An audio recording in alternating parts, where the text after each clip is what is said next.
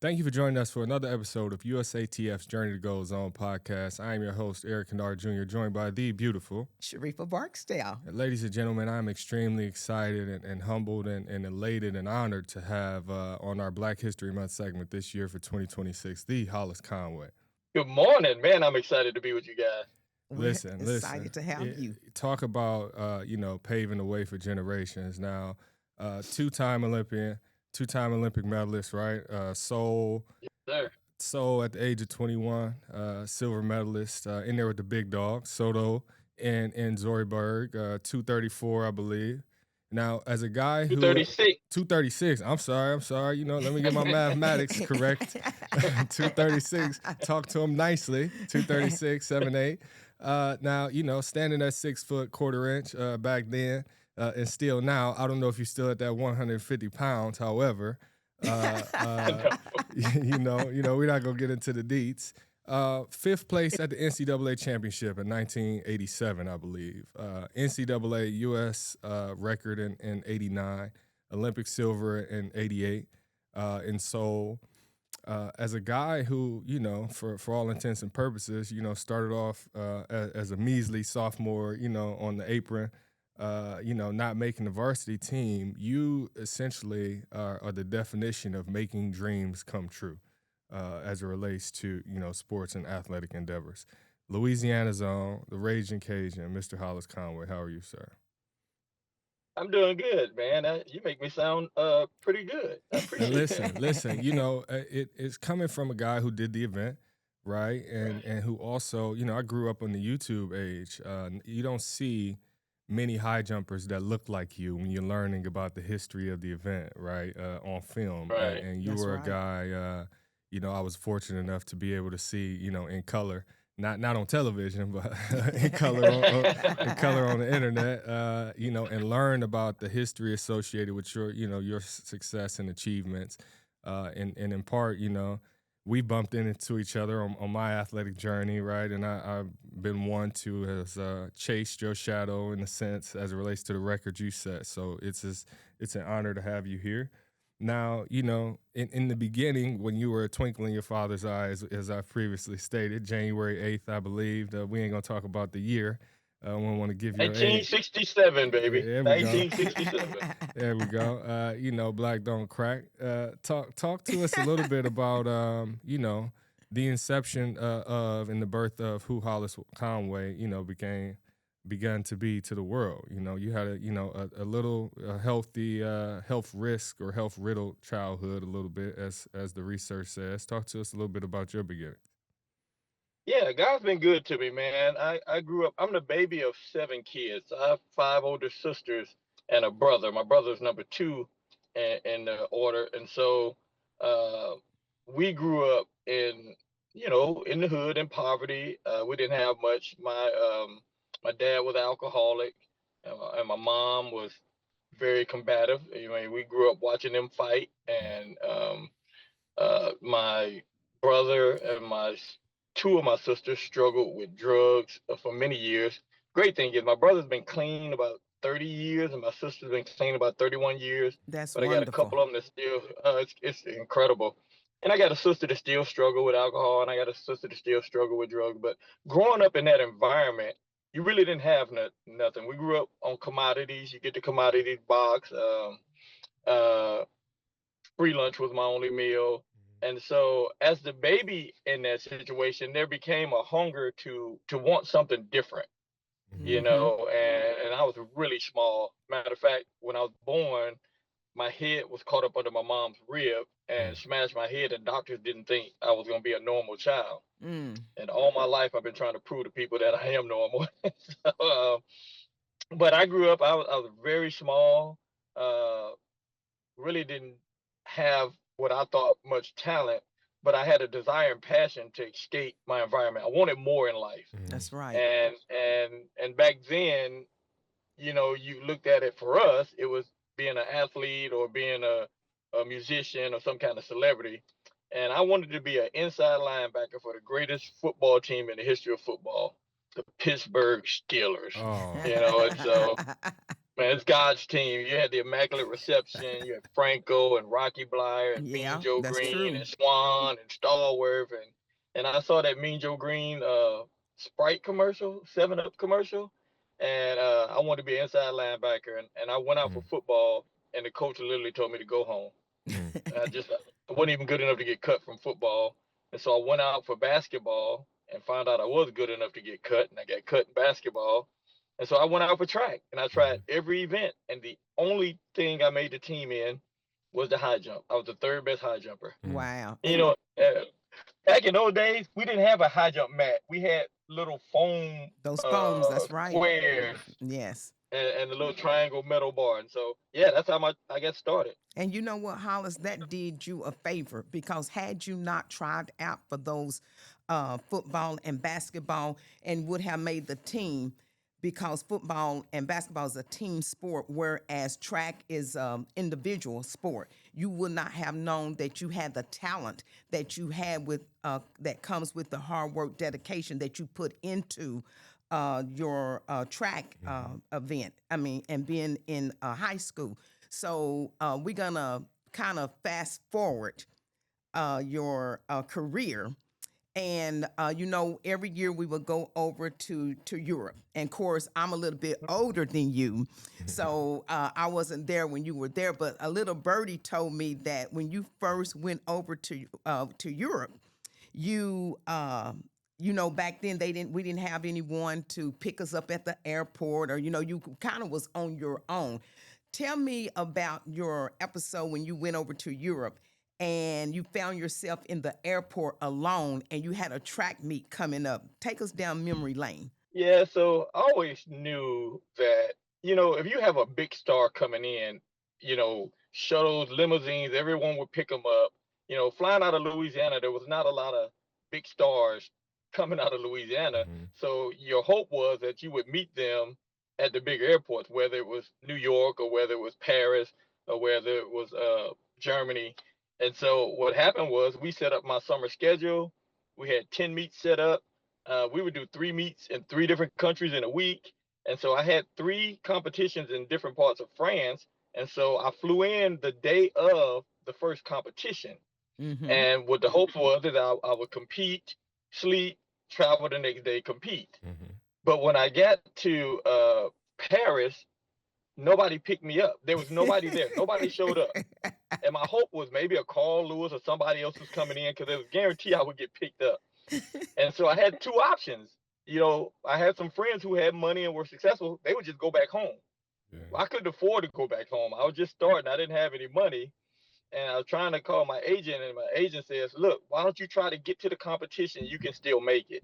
The problem was I had to catch a train with a switch of a train, and I don't speak French. Mhm. And so I got onto the train and I started traveling and I made the switch. If you speak slower and louder, somehow that translates to another language.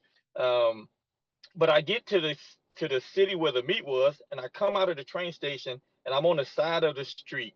And I've been traveling for 8 to 10 hours. I sat in the Mm. airport for 3 hours. I took a train for an hour, and I'm in blue jeans and a blue jean jacket. I got my Mm, luggage, mm. and I'm walking up the hill angry. And I walk upon a taxi stand and I just said stadium.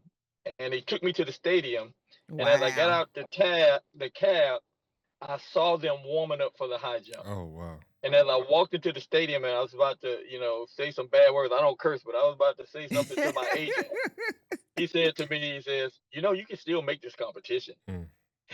And so I went in the bathroom with my luggage. I changed it to my uniform. I went out there and I jumped 230 and finished second. Wow. That's Unbelievable. impressive. That's That because is you know your extremely legs, impressive. you know at that point your legs was dead. You know, you Oh, don't yeah. travel and stuff like that. How did you even get the energy to even place second? I guess because you were so angry. Well, always, the high jump is an incredible event, and it's a little bit different now. But back when I was coming up, people talk about my success and consistency, but there were literally 8 to 12 American jumpers who were jumping 230, Yeah. 233.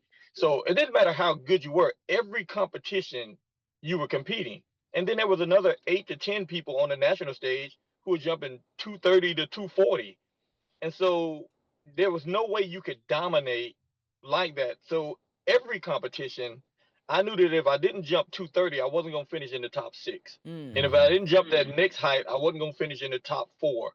And so you never turn it off. Every competition, you're fighting for Yes. relevancy, for value, for success, for money. And so you never really got the chance to feel like you're the best in the world and nobody can touch you. Yeah, and you spoke about your upbringing, obviously in Louisiana, and the family dynamic. So a travel delay in the scope of the adversity you faced in life up until that point is something that's extremely minor. You know what I mean? Like that's an Right. adversity that is Mm-hmm. easily overcome, especially if your abilities are going to be the tool that measures whether or not you are successful. So that's not surprising to me at all that you were able to, overcome all those delays and logistical issues based on, the foundation of who you are as an individual. I just want to revisit that a little bit because, you talked about the high jump being different in that it's a very cerebral, event, very mental. Mm-hmm. Yes. A lot of the switch you refer to, even at your age, I'm sure it's not a switch you can even turn off now. you know, You can't. it's just stuck in on. So talk to us a little bit about that, because you essentially have always used adversity or fear or the unknown to fuel the faith that allowed you to leap over those bars. I mean, we're talking about an athlete who was cut from multiple sports teams, right? And unfortunately, Yes. the results are in. And I don't know what the doctor said back then, but there's nothing normal about you. There That's hasn't been right. anything That's normal right. about you for quite some Yes. time. To go to an Olympic Games and to make it a podium at multiple Olympics is not normal at all. It exceeds the 1%. You are the 1% of the 1%. So I just I want you to hear that. Don't let that Slip those away. labels slip away from your acknowledgement of that greatness. So back then, a collegiate athlete, a sophomore, breaking and winning Olympic medals on the biggest stage in the world, and also breaking barriers in an event where, like you said, there were 13 guys, 10 guys in the United States back then who would go 30 to 33, which is 7.6 to 7.7 and a three quarters, or 7.8 on a daily. Consistency outside of jumping 238, 239 in those heights was actually your greatest attribute. At one would say a measly 6 foot quarter inch tall. 150 pounds soaking wet, right? Yeah. So Right. as it relates to stature. You've always stood on the shoulders of giants outside of the Mm-hmm. actual your physical representation of your height, and that's been on full display in what you've been able to do in the event.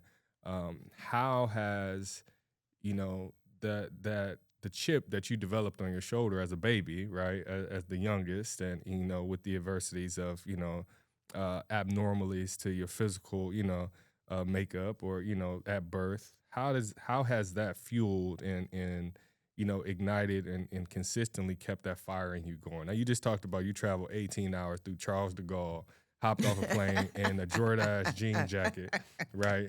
Right. and went out there to the Stade de France, and jumped 230. That's hard to do Yes, it is. with everything going right, and a lot of guys don't average those heights now. So what about you from a mental aspect? You speak, as fear being a fuel. How have you allowed that switch to kind of stay on, and that engine, and that fire to stay ignited, and allowed that, and those tools and abilities to transfer in your life now and continuation uh, to this point? So there's so much in that, and a lot of what I say now, I've learned from hindsight, looking back and learned and having adjust. But I know success is a journey that not only athletically but mentally, physically, spiritually. I started off, fear was a motivator. I started off wanting wanting value. Nobody looked at me and thought I was handsome. I didn't get any Mhm. attention from girls and people. I was unnoticeable. So I was chasing value, um, and I knew that if I didn't succeed, probably wasn't gonna eat. I Mm-hmm. mean, I Mm-hmm. had never been anywhere, so going to the state track meet allowed me to leave my city, Right. and so That's I right. saw that, and it was a strong motivator to know that if I'm successful, I can be valued. I can see the world. All of a sudden, colleges are recruiting me. That's It right. was a different world from what I grew up in. It was filling a void within me. Mm-hmm. But I'm a product of the people around me. I That's had an right. incredible coach, Dick Booth. I had trainers. I had friends. I came in as one of the top high jumper, triple jumper, long jumpers in the nation. I jumped 7'2", 50 feet, and 25 feet coming out of high school. Well, when I got to college, we had a 7'3" jumper. So Yeah. Mm. there That was made my never a knee hurt. point. That made my knee hurt right Because there. Eric, Hearing those look at numbers, Eric up there stretching I his just legs hit. I out. just had to. I just had to stretch my knee when you talked about that right there. And God thank him. The great Dick Booth, right? Oh Louisiana yeah. Lafayette, University of Arkansas. He recruited me out of high school. I know you ran many 8x80 meter inclines, Oh my 6x200 goodness. meters. All this is making my whole He would body. he would just he would just make stuff up, and I would believe it. I think he experimented with me so to get better for you guys. Right, But right. what I was saying is that Dick Booth taught me to think differently. Yeah, And I learned later he was lying to me the whole time. He manipulated everything. There would be days where I'm flying and the clock is just slow. yeah, And then there are days when I'm just dead and the clock is just fast, but he knew how to motivate you. right. That's And he right. would say things like, days when I'm tired, he said, I bet you Sotomayor's not tired. Mm-hmm. But what he did for me was he taught me that the first thing was he says, we're going to have two goals: what you want to jump and what you want to compete at on every competition, no Mm-hmm. matter what. So Mm-hmm. if my goal is to jump 7'8", then my goal is to jump 7'6", no matter where we are in our training. So Right. what he did is he took the value of a height and devalued it and said, you know what, I should make this regardless of where I am in my training. Mm-hmm. Number two, I mean, no matter what we did in training, it was always a competition. You could do better, Mm-hmm. and you just never stop. Now I got injured a lot, but once I recovered, I was jumping really, really high, and so I was never um, motivated as much by breaking records as I want to win every competition. Right. It was just at a time when everybody was jumping really high. You were forced to jump high. Right. And the best example was the first time I got to Europe in a high jump at Eberstadt, the high jump only competition.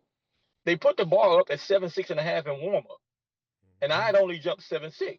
Wow. And I'm sitting there and I'm thinking, I'm never going to jump because I'm afraid. Mm-hmm. And I made up in my mind that if I don't get up and jump, attempt to make this, I'll never have a chance of beating these guys. And so I got up and warm up, and everything I had, I jumped. I blew all of my adrenaline, everything was gone. Oh But I made man. up in my mind that 7'6.5" is a warm up jump. It's Mm-hmm. not Right. anything to be proud of. Mm-hmm. It's just a stepping stone to where I wanted to go. And that produced the consistency in me because the standard was so high that even heights that people thought were really high, I just considered warm up.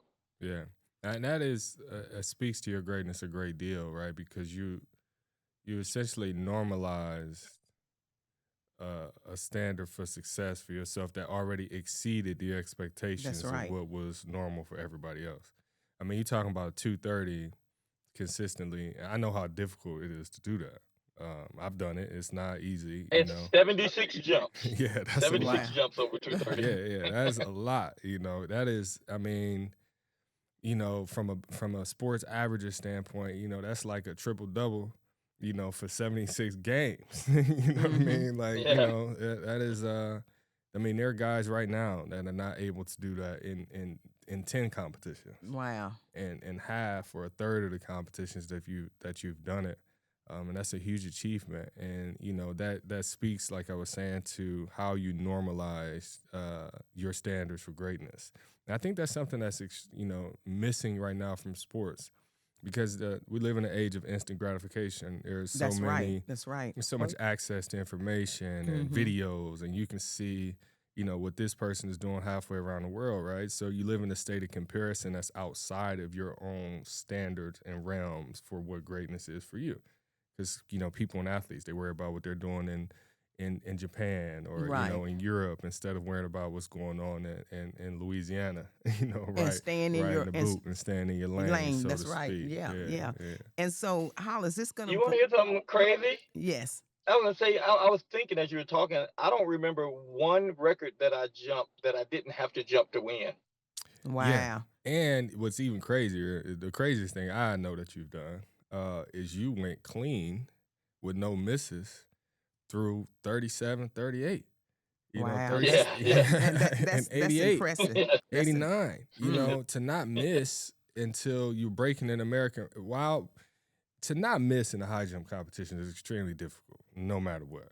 But to not Right. miss through heights, past 7'8", into 7'9", That's that remarkable. takes It's nuts of remarkable. steel to do, and that's a truly remarkable feat. So yeah, you definitely, and it's funny you said it about the records because I've never known a less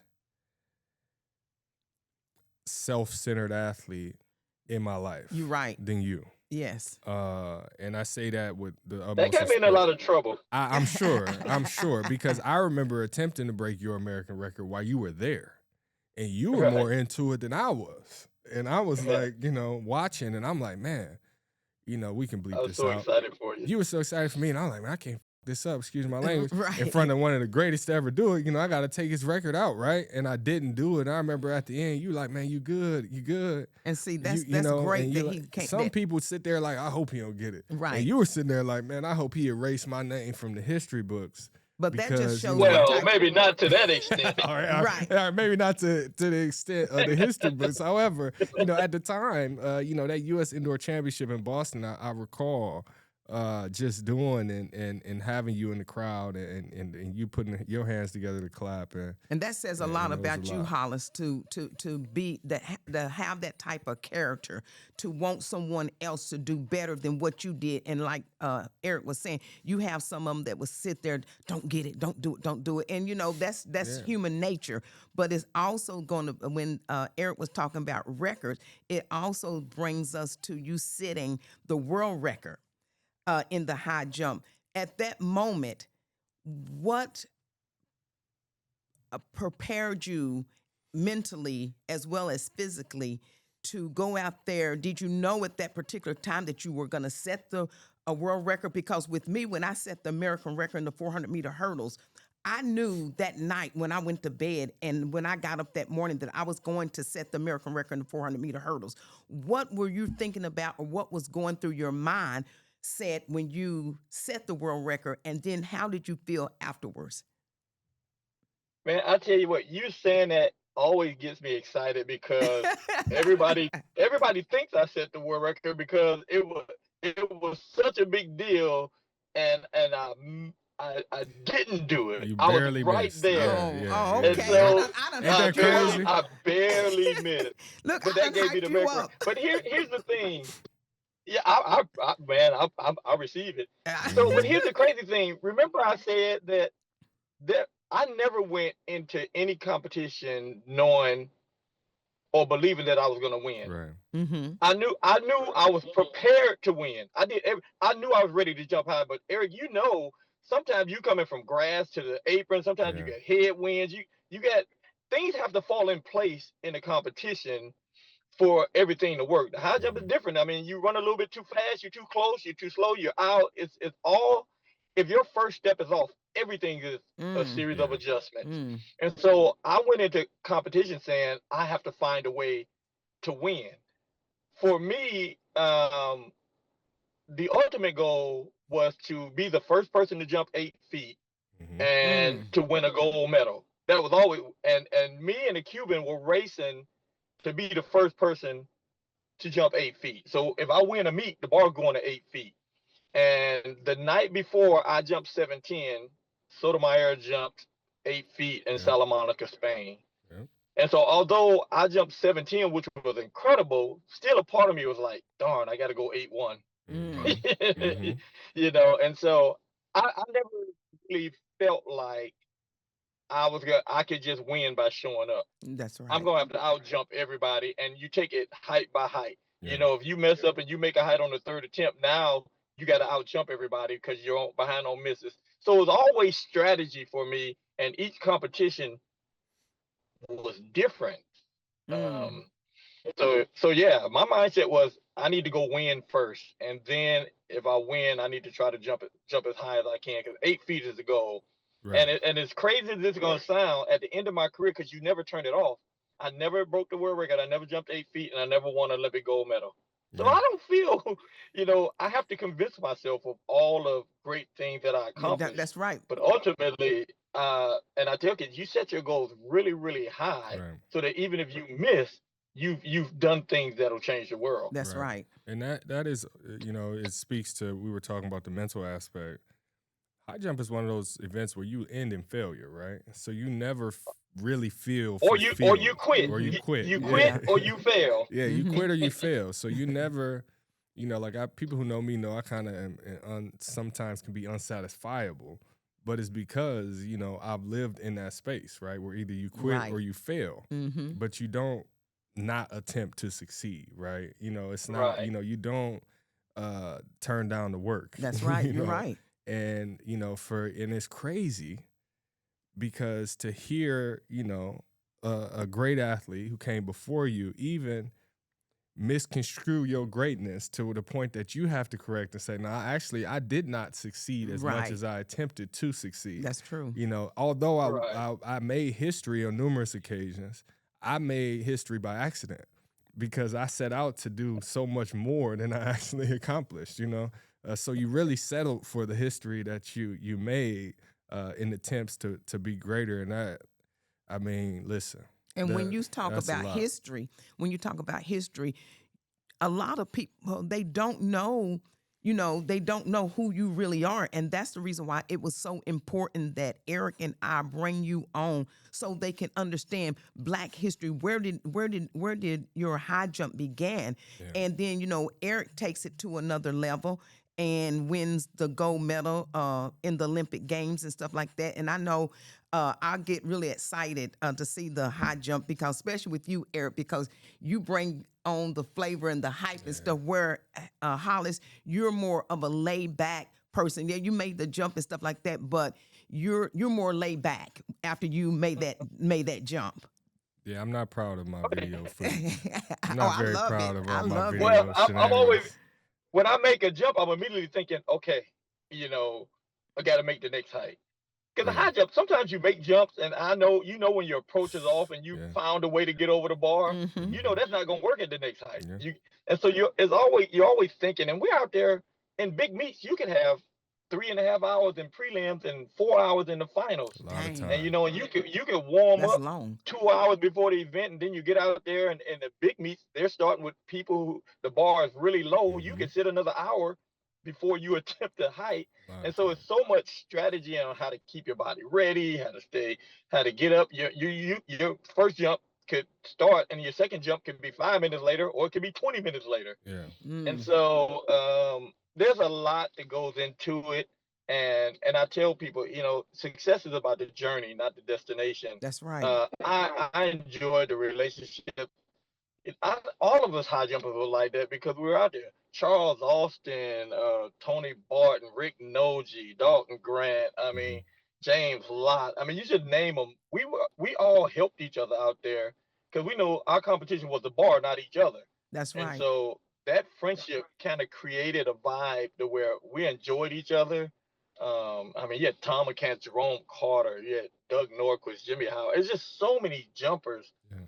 that we spent so much time together. We all wanted to win, but I believe you can have relationships and help people. And if you do what you do, it doesn't matter what they do. That's Amen. it. Yeah, Amen. that's a And you're so fact. right. And it's about the camaraderie because at the end of the day, what will you have after track is over? You still gonna have those friends that you competed against. Because I know with me, the ones who I competed against and competed with, my college friends, we're still friends after 40, 45 years. Mhm. And that Oh says a yeah. lot. Those are the principles that we need to fall back on the world that we live in today. We don't all have to agree, but we all live in this world That's together. right. We're here to help each other. And if you take care of your internals, my relationship with God, my relationship with my wife, my relationship with my kids, then you don't have to have your buttons pushed by everybody else. You can go out and be a resource to people as opposed to um, this angry person that's mad at the world. The Right. world is messed up, but it's going to change by people changing, That's right. and that has to start internally. And yeah, I want all you guys to succeed. Listen, I still hold the NCAA indoor and outdoor record Yes. that I set in Wow. '89. While that's impressive, have I done enough to help somebody come up to break it? Right. You That's know, right. uh, That's right. it, Charles and I have the American record since 1991. We ultimately we want you guys to succeed, Yeah. and so we need to encourage you guys. We need to be a resource. At least that's the way I look at it. And we appreciate Um, that. We That's appreciate that. It definitely wouldn't be Eric Kennard Jr. without a Hollis Conway for sure. And you talk about, being a resource to, those up and coming.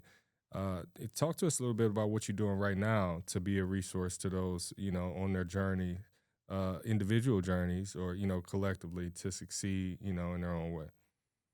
well, I do a few things. Number one, I have to, I didn't make any money in track and field, so I had to get a job. I tell people That's I true. live my life in reverse because I traveled all over the world. I did all these things, and now I'm happy just getting up, going to work Yeah. every day. But I Mm-hmm. work in our tourism department. I'm a vice president here with our tourism department. Wow, But that's I good. do. I have a motivational speaking company that I've had for years, and I do corporate presentations. I do a lot of athletic presentations. I Hmm. do a lot of ministry work. I work with the Fellowship of Christian Athletes for many years, and so I still get to give back that way. And then everybody in the world sends me high jump video Oh, to yeah. coach. Matter of fact, I got some videos from Beth Marks the other day saying I got these two kids. I can't figure out what's going on, Yeah. and so I do a lot of coaching for free with a lot of people who send me a lot of their stuff. But wherever I can help, I found that my story and my journey can help inspire people to Hmm. either dream bigger, to overcome obstacles, to work a little bit harder, or to have a new perspective on what success really is. That's where my passion is. And with that said, Hollis, I know when you and I was speaking on the phone and we talk about legacy, and something that you said that really hit home to me is that you said that you want your legacy to be known beyond winning medals. Hmm. And it goes back to what you were Yes. just saying there, because yes, we can win medals, we can be all that and a bag of potato chips on the track circuit, but what are we leaving behind for the youth? What are we leaving behind for other people? Because when we actually look in the mirror, and if God calls us home today, what will people say about us? So with you and your legacy, if anything was to happen to you, God forbid, what would you want people to say about Hollis? Um, that he overcame great obstacles, Mm-hmm. accomplished, chased his dreams, had a lot of success. But more importantly, I want people who had contact with me to say that I made their life better. It does me Yes. so good when I meet people say, you came by my school and spoke to me and changed my life. Because if I die and the only thing people know about me is that I won 2 Olympic medals, then I failed in life. That's right. That's It's right. it's not really about those things are very important, but they're important because people can, if I'm honest about my journey, it'll help people. People would if I if I stand on my accomplishments and I stand up and I quote them, 99% of people will never ever accomplish them or even try. That's right. But if I tell them I started off here and I went that way, then they can start where they are and head in that direction. And Amen. that's what you want. That's Yeah, right. yeah. Well, listen, we definitely appreciate Hollis, the trail you left for us to follow, me especially for sure, because it's one that I look to in your own personal journey to reach the destination of your dreams. We appreciate the time that you spent with us here and the time that you spend continually in the community. As you said, God's country down there in Louisiana. We're at 76 degrees Mardi Gras currently. time. 76 degrees currently during Mardi Gras season Wow. on February the 13th, this Friday. But we know, in all seriousness, we definitely appreciate the light that you've been in the lives of Yes. many of us, and you know, the path that you left, excuse me, for us to follow. Thank you for joining us at this time. We know that you have a busy schedule ahead of you, and we definitely look forward to having you on this episode of USATF's Journey to Gold Zone podcast for this Black History Month segment. Yes, thank you so much, Hollis. We love you and continue to do the things that you're doing in life because you are changing the next person's life. Thank you very much. All right, we appreciate y'all. Peace. Deuce.